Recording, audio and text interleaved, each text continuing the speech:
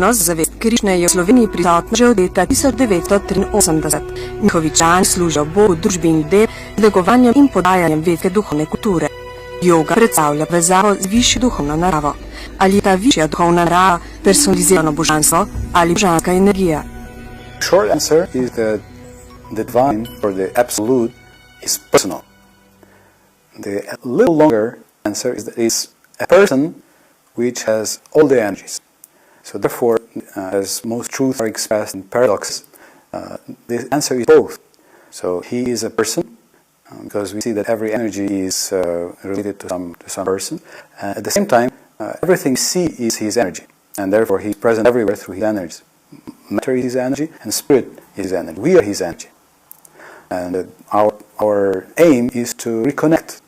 Basically, we are like sun rays trapped underneath the clouds and cut off from the sun, the clouds, the sun. And spiritual life is meant to reconnect ourselves with our source, with the sun, to again become bright in the sunlight by re-establishing connection with the Supreme Person. Nešteto poti do Boga uči stara vedska modrost. Tudi če se Bog pojavlja med ljudmi pod različnimi imeni in ga vzame sam.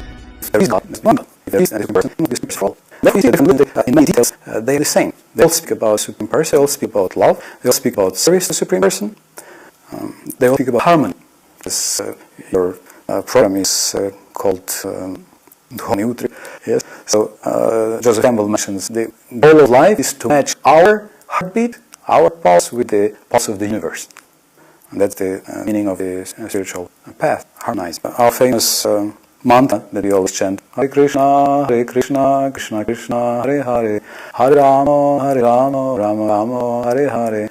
This is a request to connect, to reharmonize ourselves with the Lord. We're not asking Him for something, we want to reconnect. Some spiritualists speak, and some nice spiritual people say that they live in not in a person God, but in just energy. I find it very interesting that they say just energy. So they kind of try to limit. Why limit? He's both energy and a person. In your movement, this quality of bhakti is very important. How important is this personal view of God and for something divine, for bhakti? It's a secret. It's a secret. In fact, you can see most religions speak about love.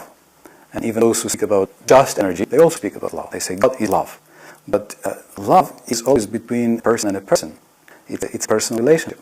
And I am inviting all of us to try and enter this secret. Instead of turning back to that source of, to the absolute source of all of us, why don't we try and try to do some little life service with the Lord, like His names. In English, you can see the names of Christ or His Father, God the Father, God the Creator, or you can see the names of Allah, you can see the names of Buddha, or of course we recommend seeing the names of Krishna. So whatever is your tradition, just try to rediscover this wealth and secret, and just find a quiet moment, or any moment, and go deep into your heart and say, my Lord, please be pleased, please be satisfied with my love for you, and please be glorified by your names. Hare Krishna, Krishna Krishna, Hare Hare. Or we have the famous Jesus prayer, dear Lord, please mercy upon me. Be Elison, Lord, be glorified. But to do this as a person, and not for myself, or to get something out of Him, but as a gift, which connects us as servants and lovers to God. For you personally, is God a person or is divine energy? For me, God is my divine friend and well-wisher, who is always accompanying me, and who is always ready to support and is supporting in everything. And He's helping me to grow and become my true self, to achieve complete self-realization, become all I can be, the eternal, loving, spiritual servant of the Lord, devotee of the Lord.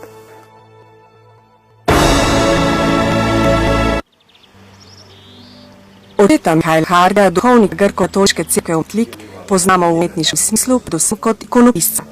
Ob materinskem dnevu pa so v kulturnem centru v Semiču pripravili razstavo njegovih akvarelov. 2002-2003 je prišlo do ene zasičenosti v ikonopisju. In Jaz pa ne morem biti niti enega dneva, da nisem v likovni umetnosti, da nekaj ne ustvarjam. In enostavno je bilo potrebno počiti se od ikonopisa. Ker je ikonopis duhovnost, človek bi pričakoval, da uživam v tem, saj uživam, ampak enostavno je bil en čas, da nisem manjal. In sem se potem na drugi način izrazil v likovni umetnosti in sem začel akvarele. Tudi to je izraz moje duše, ne? Ko sem prišla k njemu na pogovor, sem videla ene slike tam. Pravi, kaj pa to, če pa bo to? Pravi, to je pa kar nekaj. Sem kakaj, to ni, to je nekaj več. In potem z te svoje skromnosti izdal, da slika tudi akvarela. In se je delo to zelo zanimivo in potem se že nekakrat dogovarjala, da v priliki naše tle razstavo pokaže in tako je prišlo do tega. Tako da v lanskem letu se je ponovno predstavil s svojimi ikonami, potem tudi odpisnik, ker je izdal leto prej svojo pesniško zbirko, tudi kot pevec, ker ima CD-ko s svojimi pevci posneto. Tako da je bilo že lansko leto tak lep, prijeten večer v okviru Kakarjevih dnev, da spal zopet ob Materinskem dnevu. Imamo čas, da vidimo te nove lepe akvarele. Po besedah očeta Mihala so nežni akvarelni šapki namenjeni vsem materam, saj vse matere nosijo v sebi veliko dušo in brezmejno ljubezen.